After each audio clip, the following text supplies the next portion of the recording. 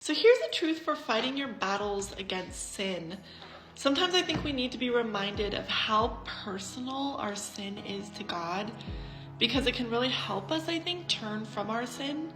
Jeremiah 2, listen to how personal his people's sin was to him.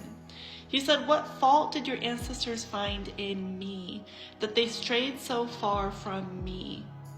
They did not know me. The leaders rebelled against me. They have forsaken me. How then did you turn against me?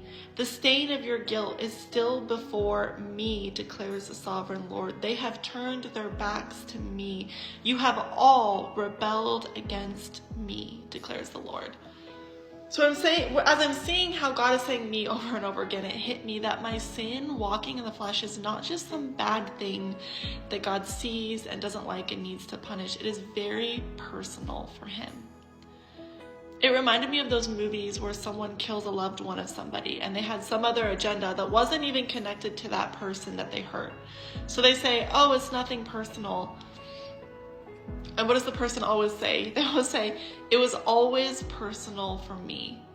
I think even if we don't realize it, our sin is always personal because it always makes an offensive, false declaration about God from our heart that God can interpret the depths of that declaration perfectly.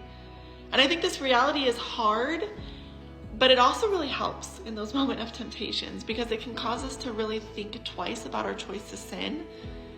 And my prayer is that as you see how personally God takes sin, your sin, it will bring you to worship him for how deeply connected his heart is to you. Because he's such a personal God, he's also connected personally to us when we sin against him. So yeah, hopefully that helps you in some way today.